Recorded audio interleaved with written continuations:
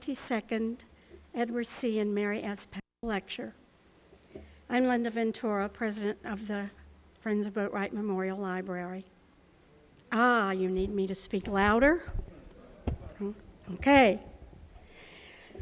Before we begin, I would like to let you know that after the lecture, Dr. Catherwood will be signing books in the front foyer. So after it's over, he'll make his way out there and you can have a little chat with him as you sign books. The Friends' next event will be the annual meeting on Tuesday, April 12th at 7 p.m. in the Rosenbaum room of the Jepson Alumni Center, which is right here. The Rosenbaum room is around the hallway, but easy to find. Our speaker that evening will be Dr. Linda Fairtile of the Parsons Music Library, and she'll be speaking on a meditation in 4 manuscripts. I'm looking forward to Dr. Fairtile, and I'm sure you will be too. It is the mission of the Friends of Boatwright Memorial Library to support the library through the gift of various materials or equipment needed by the library. We also present receptions, exhibits, trips, and lectures for the enjoyment and enlightenment of our members and their friends. The Friends encourage gifts and bequests of books, manuscripts, and monies to the library. We would welcome your interest in becoming a friend. Afterward, there will be a number of executive council members in the back who can answer questions if you're interested. We have a few remaining keepsake ornaments. You may have seen them on your way in. Our lovely library tower. The price of the ornaments is $10, and all of the proceeds go to the library. At this time, I would like to invite Dr. Edward Pepple, Jr., to talk with us about the history of the Pepple Lecture. Dr. Pepple is a past president of the Friends Association. Dr. Pepple?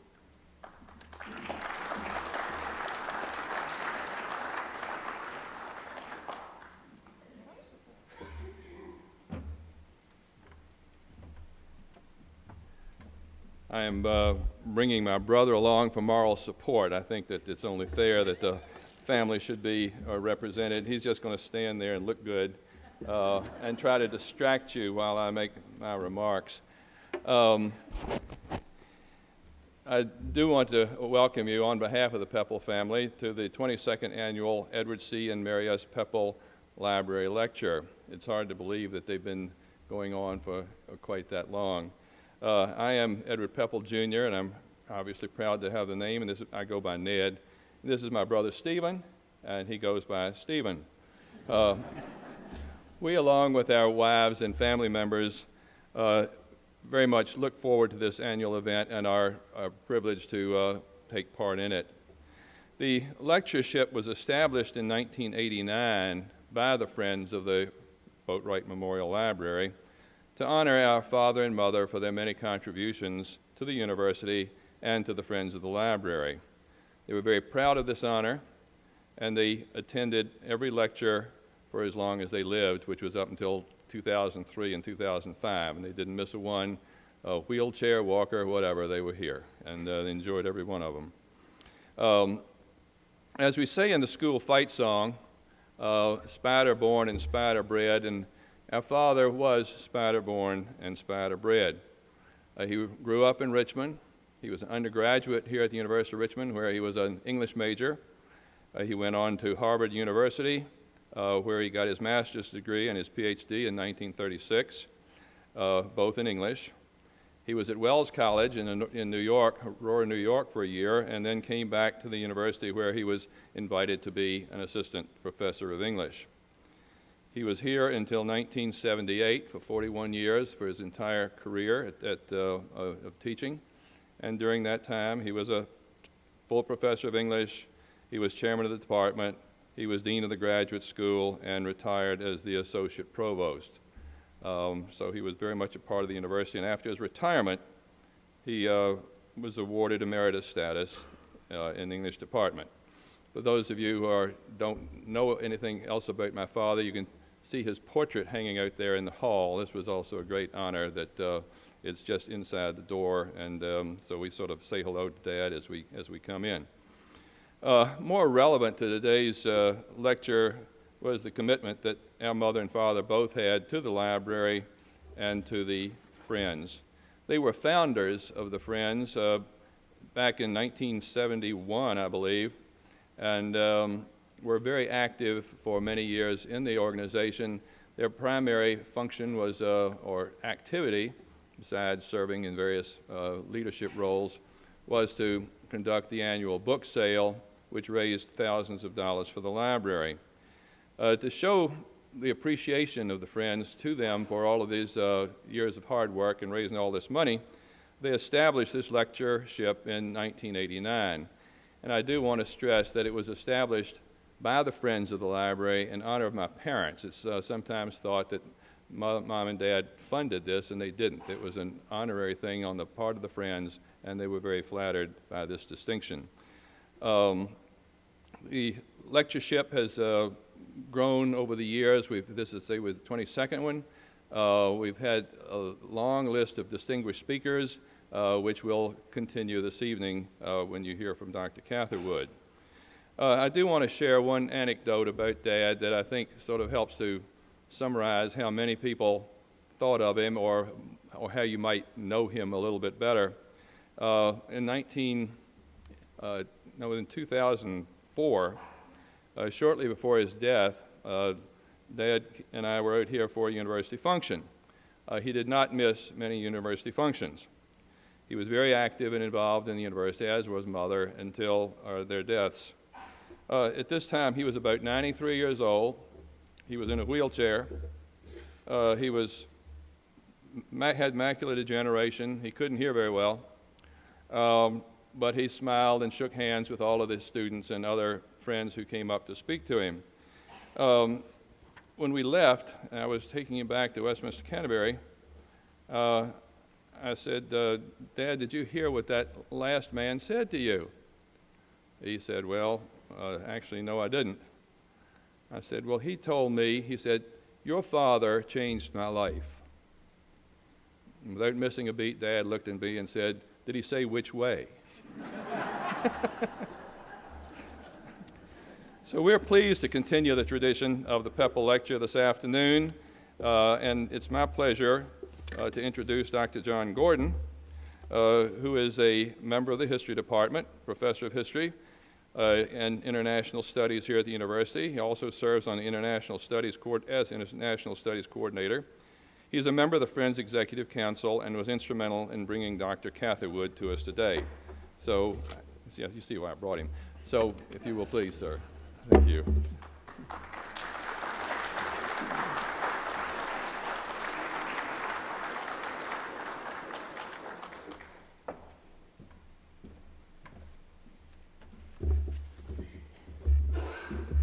Well, good afternoon, and let me add my welcome to the Pepple Lecture. I knew Dr. Pepple and Mrs. Pepple quite well and remember them quite fondly. It's my pleasure today, indeed a pleasure, to introduce this year's Pepple Lecturer, who is Dr. Christopher Catherwood. You've seen the name, of course. He is a distinguished scholar, teacher, writer, policy consultant, and good friend. Christopher has degrees from Balliol College, Oxford, from Sydney Sussex College, Cambridge, and from the University of East Anglia. He has had, or currently has, teaching appointments at Homerton College, Cambridge, at St. Edmund's College, Cambridge, at Churchill College, Cambridge, and the Institute of Continuing Education, Cambridge, and I'm proud to say at the University of Richmond's Summer School, where he has been a writer in residence. Now, Christopher, of course, has other ties to the University of Richmond, as his wife, Paulette Moore, is an alumna. We all, of course, deeply regret that she could not be here today, but I understand several members of her family and friends and so on are here, so welcome. Now, in addition to his teaching, which I've referred to, Christopher, in 2002, served as a consultant to the Strategic Futures team of Prime Minister Tony Blair, so sort of the policy area. But first and foremost, I think Christopher is a writer based in Cambridge, England. He has published since 1984 some 25 books on a wide range of subjects, including church history, the interface of Christianity and Islam, the Middle East, 20th century warfare, and, of course, Winston Churchill. He is currently working on a new, updated version of his History of the Middle East, which was originally published in 2006, which certainly will prove a challenge given developments in the region now, I think it's fair to say. He's, I think, already a bit nervous about that. He's also working on a study of British special operations, in other words, spies, in the Balkans during World War II. In recognition of his scholarly accomplishments, Christopher was elected a Fellow of the Royal Historical Society in 2005, which is a very distinct honor. Now, in recent years, Christopher has become an important part of the scholarly conversation about Sir Winston Churchill. As Churchill himself quipped, quote, "History would be kind because I intend to write it," close quote. And write it he did. A volume on his early life, 5 volumes on World War I entitled The World Crisis, and 6 volumes entitled The Second World War. And for the most part, I think Churchill's prediction was correct.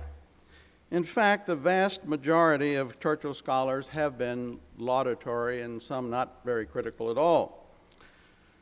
However, in the early 1990s, revisionist historians appeared, including most famously John Charmley, whom Christopher knows quite well, and Clive Ponting, who wrote works that were severely critical. Christopher's work might be thought of as post-revisionist. His first book on Churchill was Churchill's Folly, How Winston Churchill Created Modern Iraq, published in 2004, very timely date, of course, a book I regularly assign to students in my courses on Churchill and on British imperialism. It offers a critical look at the imperialist mindset represented in Churchill and the British in general in the early part of the 20th century, when they created the somewhat artificial state of Iraq, whose future remains uncertain nearly a century later. Christopher published in 2009 a second book on Churchill entitled Winston Churchill, The Flawed Genius of World War II, in which he portrays Churchill as an inspirational genius who saved Britain in the war, but also argues that he made strategic mistakes that prolonged the war. Most recently, in 2010, Christopher published His Finest Hour, a biography of Winston Churchill, which has been characterized by reviewers as, quote, a fine book indeed, close quote, and, quote, a gem, an intensely readable introduction to this most complex and fascinating man.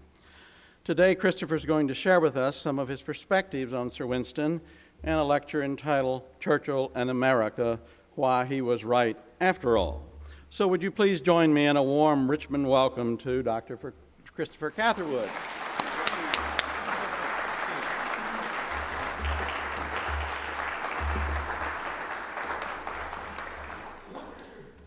It's wonderful to be here, and I'm very sorry my wife, who is a Richmond alumna, the class of 74, is not here. However, several of her contemporaries are here, and in one case here with his 2 daughters who are also here, or have been here.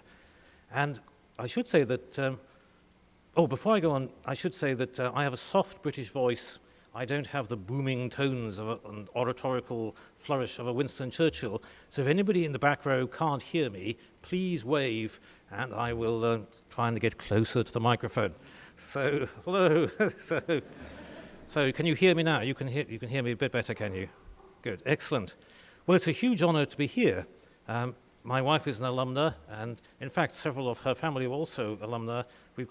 I have here Janet Moore, my sister-in-law, whose husband Sterling was here, class of 70, and then also the T.C. Williams School of Law. And then we are very honored to have this. We have Mrs. Betty Woodson Weaver, who is West Hampton class of 1941. And so that's really quite something. And then her daughter being a contemporary of my wife's. And in fact, I was thinking that the British ambassador, Sir Nigel Chinwald, who was the same vintage as me at Oxford, was not able to be here. But as we have Mrs. Weaver here, then we have somebody even more distinguished, especially in Midlothian County, than the British ambassador. So I'm very honoured to be lecturing in such distinguished company. And also, no pressure on me at all. I gather that several of Professor Treadway's students are here, and I've been told that I have to be completely brilliant, otherwise he and I are both in serious trouble. So it's an enormous honour to be here. And I should say it's a particular honour to be here for the Pepple lecture. It's wonderful to meet members of the Pepple family, which is a great joy, because a lot of the lectures at Oxford were founded centuries ago, and so their descendants have long since disappeared. To actually meet people in the Pepple family was wonderful last night at dinner. And then also to say what a wonderful place the Boatwright is. It's a place which I have used extensively. You've heard I've been a writer in residence. And in fact, wonderful thing about the Boatwright is they have a very nice deal for visiting faculty. You can borrow as many books as you like. What none of them ever thought of was by the time I finished with one book, My Brief History of the Middle East, I think I'd borrowed over 100. And so consequently, I am deeply indebted to the Boatwright Library. It's a wonderful institution, and I know that all of us here are friends of the Boatwright, and if you're not, you should be. So on that note, I will thank the Boatwright most warmly, and it's such a pleasure and privilege and honor to be here. Now, I'm going to be talking about Winston Churchill, and one of the things that might puzzle people is why on earth people ever thought that Winston Churchill was not right about everything. And of course, as we just heard from John Gordon, one of the things that he wrote about, what he said about himself, was that history would be kind to him because he was going to be writing it personally. And this is true, of course, of his famous book on the Second World War. And the interesting thing about that book is it's called The Second World War. What it really is, of course, is Churchill's memoirs. But he didn't actually write it as his memoirs, he wrote it as the definitive history of the Second World War. And that, of course, puts a different slant on it from other books. And for a long time, Churchill was very much the canonical version. I occasionally write for a newspaper called The Times Higher Educational Supplement, and I had to choose a book that was in what you might call the canon, a book that established a canon. And the book I chose was therefore Churchill's Second World War, and since I couldn't choose all 6 volumes, I actually chose his final one, Triumph and Tragedy. And what he did was he established the canon of how we all thought about the Second World War. And for a long time, certainly here in Britain and the States, back home in Cambridge, back here in Richmond, that's how we all thought about the Second World War, wasn't it? It was how Churchill was the great hero, the man who was right, and he was right about appeasement, he was right about Hitler, and he was right in the Second World War, and he was then the great hero and the greatest Englishman, and so on. But of course, if you say something like that about yourself, then you will attach people who later years will attack you. And this is exactly, as Dr. Gordon said, is what happened. And one of the people who most notoriously did this was actually somebody who was a contemporary of mine at Oxford and became infamous, if you like, for writing books actually attacking Churchill. And the interesting thing about Churchill, the way he attacked Churchill, is very relevant to the lecture that I'm giving today. Because one of the things he said about Churchill was that Churchill allowed America to become the #1 world power. And therefore, America took over the natural place of Britain in the leadership of the world. And this was all because of Churchill. And as a result, America became the #1 world power, and it's been it ever since. And the interesting thing about this book by John Chalmers was that he was actually in the United States when the book was published, something he hadn't actually anticipated. He was actually in a place I've had the honor of lecturing myself, in Fulton College, Missouri, and also the Westminster College in Fulton, Missouri. And of course, the interesting thing about Westminster College and Fulton is that's where Churchill made his famous Iron Curtain speech. And there's a special fellowship for British historians to spend a year delving in the Churchill Library and archives in Fulton, Missouri. And as his notorious book came out, that's exactly where John Chalmers was, in Fulton, Missouri, in the sort of sacred shrine of Churchillhood for the United States. And then, of course, there were other critiques of him as well. John Chalmers writing from a more right-wing point of view, not unlike, I suppose, Pat Buchanan here. And then you had Clive Ponting, who Dr. Gordon also referred to, writing from a sort of left-wing point of view. And then you had a whole new bunch of people called the post-revisionists, which is actually a term invented, not by me, but by a Canadian academic who wrote on why Churchill was right in 1938 to oppose appeasement, to oppose the surrender to Germany of Czechoslovakia.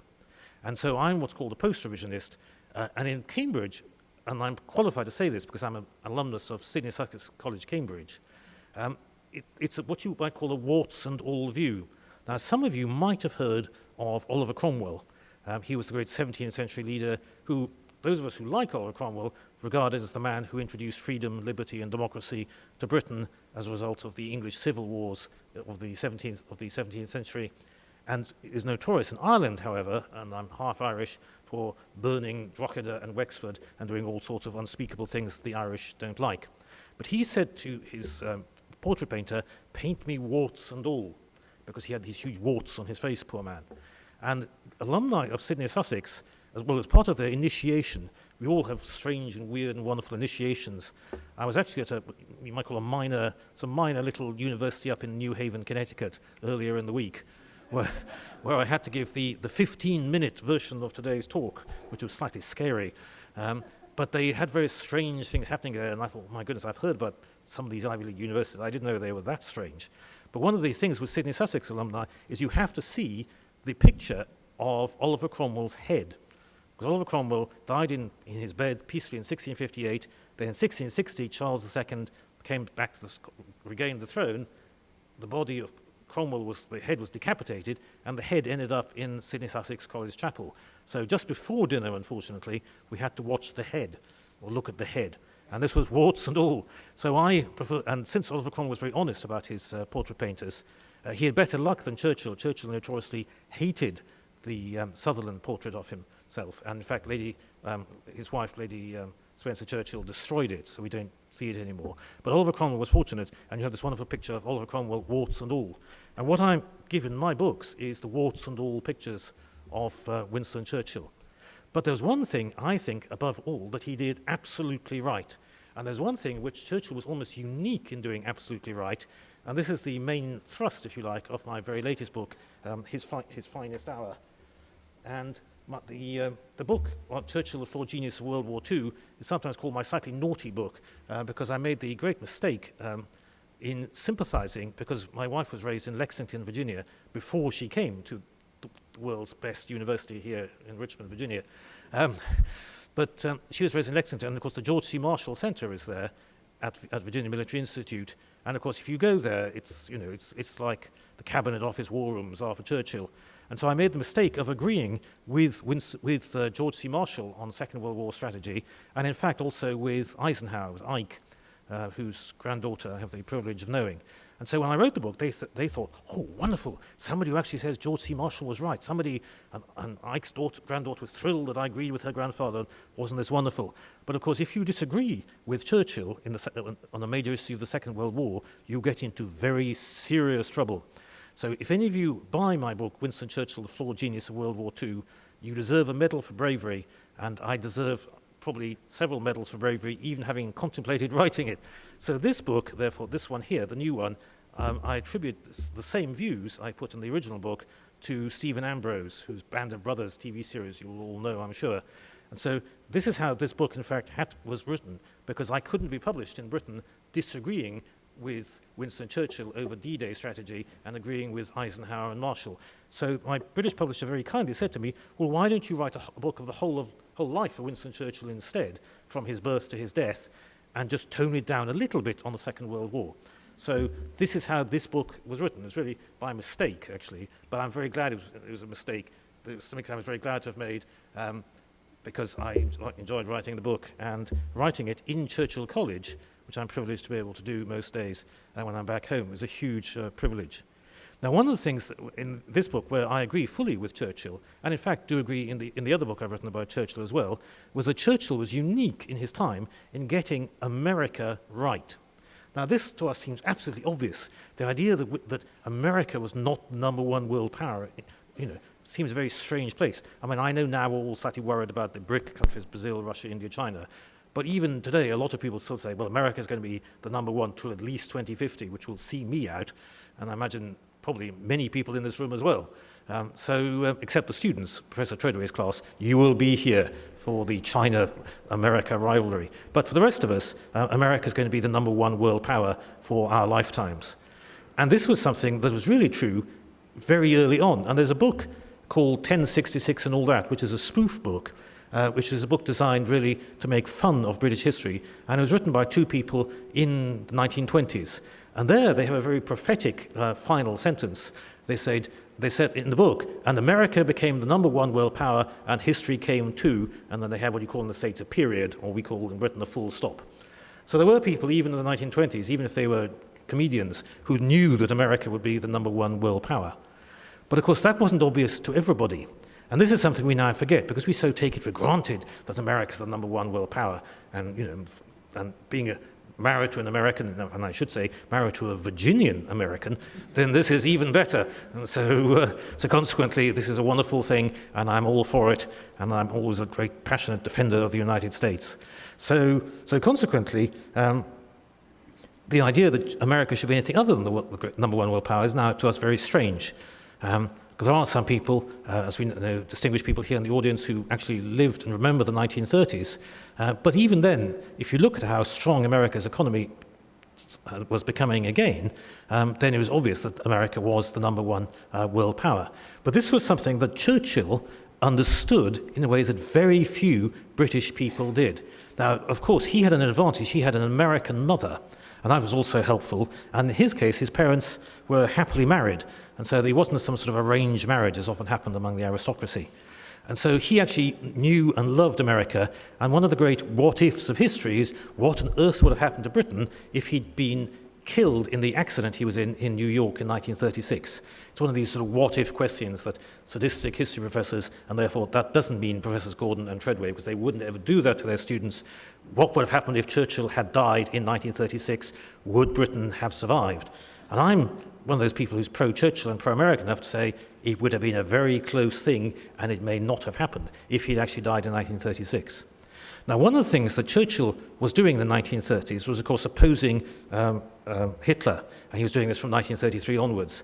But interestingly also about Churchill was he was also writing the biography of his ancestor, the great John Churchill, Duke of Marlborough, who was one of the great British military leaders of the late 17th, early 18th century, the Battle of Blenheim being his most famous victory. And of course, Churchill is commemorated in Blenheim Palace, which is still owned by the Churchill family.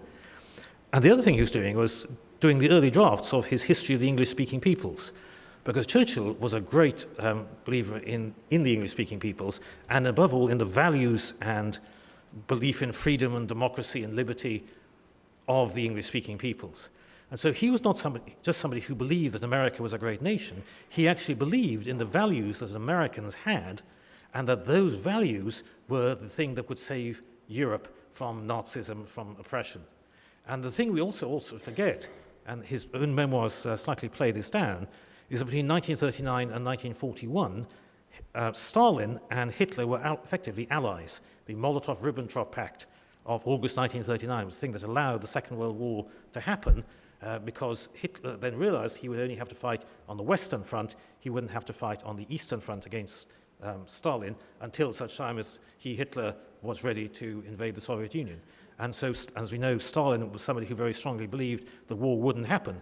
And so he almost had, in fact, a nervous breakdown when, June 1941, he was actually invaded, and all the things he'd been told by his spies turned out to be true. So we forget that Britain was very alone in that 1939-40 period, and especially after the fall of France in 1940, which happened just after Churchill had become Prime Minister. He became Prime Minister in May 1940 as a result of the fall of Norway and the overthrow of the Neville Chamberlain government as a result of the vote in the House of Commons. And so consequently, Churchill realized, in a way that other people in Britain didn't, how important the United States was, because only the USA could fulfill the role of faithful ally to Britain, and it's only through Britain and the United States coming together that Britain would have a chance of actually winning. Because one of the great debates is, of course, what would have happened, say, if Churchill had done something else in 1940. I mean, that would have been totally out of his character. He believed fully in fighting Germany and fighting the Nazis to the last ditch, not just because they were Germans, but because they were Nazis. And Churchill would have been a different kind of person. But there are those who say, well, maybe Britain could have survived. It would have been very difficult to survive, Britain survive if the Nazis had ruled from Calais to Vladivostok. But nonetheless, Britain could have sort of survived as a sort of Finland was during the Cold War in relation to the Soviet Union. But for Churchill, that wouldn't be victory. Because although Britain could perhaps have survived the Nazis, because it was might have been very difficult for the Nazis actually to have successfully invaded Britain because of the Royal Navy and the Royal Air Force. Nonetheless, he knew that actual victory over Hitler and actually beating Hitler and reconquering Europe, that was something the British absolutely couldn't do. So Churchill is well lauded for his great achievement in May 1940 in keeping Britain in the war. I mean, this was a wonderful thing. And this was something that he is very much responsible for, because other British politicians would have done something different. They would have done a deal with Hitler. Some of them wanted to talk to Mussolini, and talk to Mussolini in turn to get him talking to Hitler, and we might have surrendered. Not necessarily have been conquered, but we would certainly have surrendered and left the war at the very best. And at the worst, of course, we would then have been occupied by the Nazis. And Churchill would have been dead, because he told Lord Ismay, his chief of staff, that he expected to die fighting if the Nazis had ever won. And there's a wonderful picture of me, sadly not in this book, next to a full-size replica of Churchill with a machine gun. He would have fought personally, I think, to the last ditch. He wouldn't have gone to Canada or anything. He would have continued the fight. And so that was the thing, of course, which Churchill is lauded for. We shall fight them on the beaches, we shall never surrender. And that, of course, is right. But the other thing that Churchill also realized is that if America came into the war, everything would be completely and utterly different. And what's fascinating about Churchill is how very early in his time as Prime Minister, he is already wooing Roosevelt. And that is one of the key relationships during the whole of the Second World War. During the war, Winston and FDR exchanged more than 1,700 letters and telegrams, on average nearly one a day. They also met in person 10 times, 8 of them at bilateral meetings, and the other 2 with Stalin, spending a total of 120 days in each other's company. And as the historian I'm quoting here said, history records no comparable association between the leaders of 2 major nations. And that is absolutely true. And they were similar in many ways, both from sort of aristocratic backgrounds, but also very different politically. For example, one of the things, some of the correspondence, some of those 1,700 letters, are Roosevelt saying, why don't you give India its independence? I mean, it seems a sensible thing to do. And Churchill says, I have not become the first minister of the British Empire, nor first minister, I can't remember the exact quote, but anyway, I haven't become prime minister to ditch the British Empire, is what he was saying. So there are many issues in which they disagreed very profoundly, and many of those were political issues, and it was sort of classic liberal conservative divide, if you like. But on the key issues of the war, they were in full agreement. And of course, one of the wonderful things about Roosevelt is that he was getting the American public ready for what he knew was inevitable, and Churchill, of course, was wooing Roosevelt because he put all his eggs into one basket, the American basket.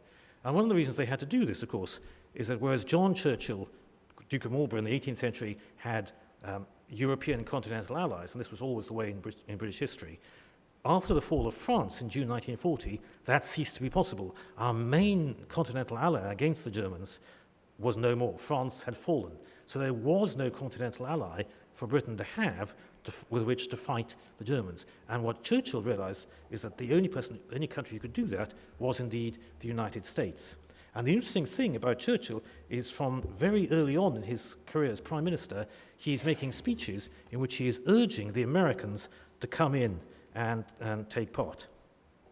So as I say in my book, all this about America, the American coming in, all this Churchill understood, and his ability to keep Britain afloat and unconquered until the United States entered the war in December 1941 was perhaps his finest achievement of all. Because, of course, he realized what the impact that America would have once America came into the war. Now, he's made many very famous speeches, and we know a lot of them, and as Edward Murrow said, Churchill mobilized the English language and made it an instrument of war. And of course, Churchill made great speeches like, we shall go on to the end, we shall fight in France, we shall fight on the seas and the oceans, we shall fight with growing confidence, and of course that speech ends in, we shall fight in the hills, we shall never surrender. But of course, 1 month after he made the speech, France had fallen. And as he said, with wonderful understatement, the news from France is very bad. Well, that was an understatement. France had actually been conquered. So that was it. So no more France. And as he put it, we have become the sole champions now in arms to defend the world cause. We shall defend our island home, and with the British Empire, we shall fight on unconquerable until the curse of Hitler is lifted from the brows of mankind. We are sure that in the end, all will come all right. Now, the interesting thing about this was the likelihood of all being all right was actually, at that time, extremely slender.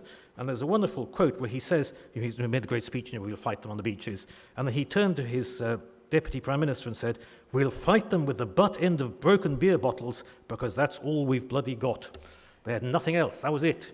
The Home Guard was totally inadequate to defend against the Wehrmacht if the Wehrmacht ever landed. And, of course, the Battle of Britain was one of the closest battles in history. And one of the reasons, of course, that we won is that we had American Eagle fighters coming over, fighting with us, even though it was technically illegal to fight. We had these very brave Americans who fought in the Royal Air Force, and we had a lot of Polish exiles, among whom I was brought up in West London, who also fought. And we just won the Battle of Britain by an absolute hair's breadth. And then, of course, that was the Battle of Britain. And as Churchill said, and it's interesting what he says here, I expect that the Battle of Britain is about to begin. Upon this battle depends the survival of Christian civilization.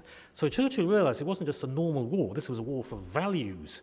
And this is where he understood his American audience so well, of course, because he had the same beliefs. Upon this battle depends the survival of Christian civilization. Upon it depends our own British life and the long continuity of our institutions and our empire. And, of course, the other thing we forget, of course, that Britain was all supposed to be alone in 1940. Actually, that wasn't true. Thank goodness there were Canadians, there were New Zealanders, there were Australians, and actually something well over 1 million Indians actually also volunteered, and some Indians actually served on the Western Front as well, served in Europe. The whole fury and might of the enemy must very soon be turned upon us. Hitler knows that he will have to break us in this island or lose the war.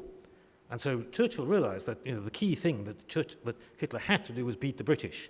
Because at the time, Churchill remembered, most of us have forgotten, that in this time, Stalin and Hitler were allies.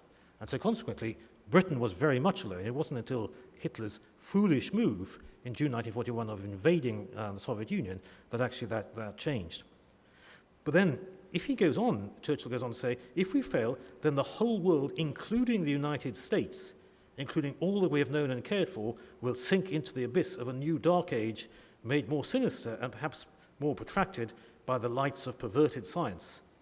Let us therefore brace ourselves to our duties, so to bear ourselves that if the British Commonwealth Britain and its Commonwealth last for 1,000 years, men will still say, this was their finest hour. And that, of course, is the crib for this book. This was about his finest hour. And this is the absolutely key thing about the relationship between the United States and Britain, that Churchill understood what nobody else had really understood before, that only the Americans could do it. And this actually takes us back slightly to the great debates on appeasement in the 1930s, where I say that Churchill was right to oppose the appeasement of Hitler and to oppose the dismemberment of democratic Czechoslovakia in 1938. And so one of the things that Churchill, but one of the reasons that the revisionists think they have a case is that they say, well, the British chiefs of staff, all the chief of the Imperial General Staff, chief of air staff, first Sea Lord, they all said Britain can never fight 3 enemies simultaneously: Germany, Italy, and Japan. Now, of course, Germany was the key land enemy, but also, of course, the British at that time ruled huge swathes of East Asia, including, of course, Singapore, which fell to the Japanese in 1942, and Malaysia, which fell at the same time, Hong Kong. And then, of course, they almost, during the war, almost came close. If the war in Burma had gone the other way, India would have been invaded as well. So the British had a huge empire in East Asia. And the interesting thing was that this empire was very important to the Americans because a very large percentage of American rubber actually came from British rubber plantations in Malaysia. So this was an American issue as well as a British one. And then the route through to India, through to the British Raj, the sort of heart of the British Empire, was through the Mediterranean down through the Suez Canal, which is why, of course, the British were very interested in Egypt. and why the defense of Egypt against Hitler was so vital during the Second World War on all those battles fought in North Africa. And so one of the things that the Chief of Staff said, we can't fight all three countries simultaneously. So what the government did of Neville Chamberlain was saying, well, in that case, we must make sure that we don't fight three enemies simultaneously. We'll only fight one of them or two of them, and preferably none of them at all. And so they had what's called a policy of appeasement, in other words, being nice to what they said were the legitimate demands of Adolf Hitler and of Germany. Because they looked at, unlike Churchill, who looked at Germany as the country where the Nazis were, they looked at Germany as a historic power. And so when the Germans were upset, for example, that they weren't allowed to unify, or what's called Anschluss, to have unification with Austria after the First World War, in February 1938, the Germans invade Austria and then there's a sort of rigged plebiscite, and Germany and Austria then united, and then the poor Czechs are then surrounded, and the Sudetenland, the area which was lived in by the ethnic Germans, unfortunately, in Czechoslovakia, was also the area where all the Czech military defences were, the famous Skoda works where they made all their arms manufacturing. And so the defences of Czechoslovakia, if they lost all the ethnic German areas in 1938, became much worse. And that's unfortunately exactly what happened, because at the Munich settlement in 1938, Neville Chamberlain flies to Munich and basically surrenders to Hitler. And this also, of course, we now know, had a very major effect in the internal debates in the Soviet Union as well.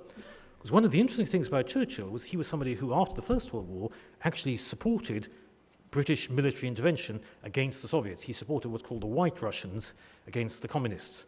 And so Churchill has a very long, powerful history of anti-Bolshevism.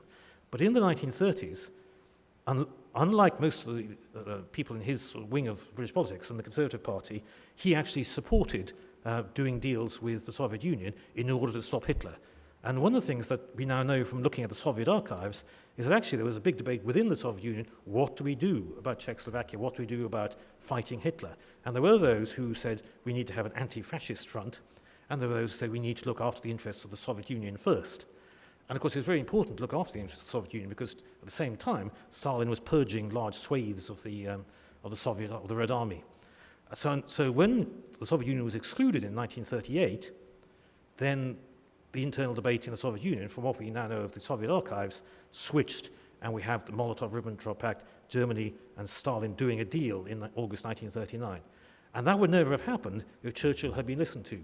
And one of the interesting things I discovered at this minor university in New Haven was that actually the papers, the diaries of Ivan Maysky, who was the Soviet ambassador for many years during the 1930s and into the 40s, they have actually been discovered somewhere in Moscow. And so now there's there's a British historian, Jonathan Haslam in Cambridge, Paul Kennedy at Yale University, to give the name of the minor university away. They are now looking at the Maysky papers, which will include, of course, all the details of the conversations that Churchill had with the Soviet ambassador, with Ivan Maysky, which is extraordinary because you think of how anti-communist Churchill was. So Churchill knew that if America had been involved in the process as well, of course, then America had the resources with which to beat the Germans. And this is the key thing that he understood. And one of the things I mentioned in this book is the fact that America, as Roosevelt correctly realized, America saw itself as the arsenal of democracy. And I actually saw on, you've got a military, the History Channel now, or Discovery Channel, has a military channel as well, which I'd never heard of before. But thanks to the wonderful hospitality of this building, I was able to watch the military channel. And one of the things that I discovered was how early on Roosevelt was able to get going the process of rearmament, and all these interesting statistics, like America got so much of its rubber from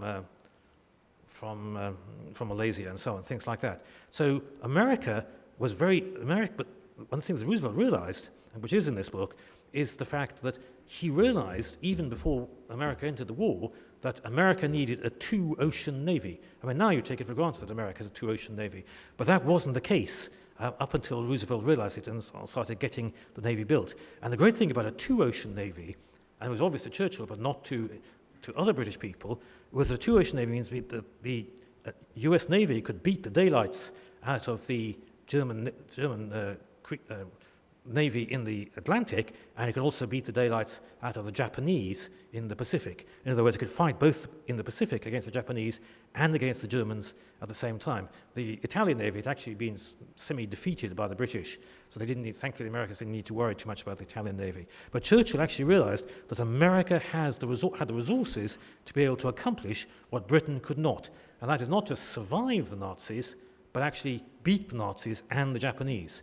And the other greatest gift, of course, that was also given by Churchill to, by Roosevelt to Churchill, was the fact that he kept to the keep Germany first policy, that we had to defeat the Germans in front of the Americans. The Japanese. That the U.S. Army would concentrate on beating Germany first, and then concentrate on beating Japan. And in my naughty book, I actually say that one of the reasons why we didn't have D-Day as early as we did is that actually because the British and the Americans had slight misunderstandings, shall we say, about this issue, misunderstandings especially between Marshall and Churchill, is that some of the landing craft that would have gone to a European D-Day in 1943 were in the end transferred to the Pacific and were used by the US Marines against the Japanese.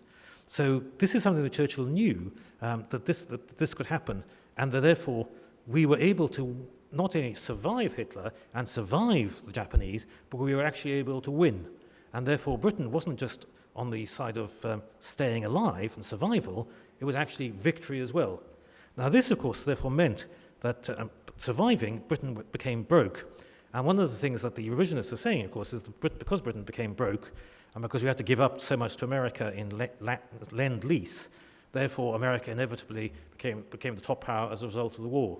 Now, to me, of course, it was actually very unselfish of the United States in the 1940 to 41 period to help Britain as much as America did. Because one of the things I discovered on the Discovery military channel was that there was an opinion poll in 1940 where only 8% of Americans actually wanted to take an active part in the war and to join the war on the side of the British, even to fight the Nazis. And you can see why, of course, if you look at the carnage of the First World War and the carnage of the First World War for Americans as well as for British and French and Germans. But Roosevelt was able to start Lend-Lease before America was in the war, which Churchill, I think, rightly called one of the most unsordid and unselfish acts in history. It didn't really matter losing a few bases in Newfoundland or the Caribbean. The main thing was that Britain now had battleships that were able to transport vital supplies to keep the British war effort going. And then in December 1941, you have the day that shall live in infamy. Of course, you have Pearl Harbor. And one of the interesting things about Churchill was that he said in his memoirs that he went to sleep knowing that we had won. He knew that now America was in the war, all was all right. Now, actually, of course, he could have been slightly wrong, because one of the things that happened, of course, is that it was Japan who attacked Pearl Harbor, not the Germans. And in theory, it was possible that Hitler would have stayed neutral in the war, in the same way that Japan stayed neutral against the Soviet Union during the Second World War.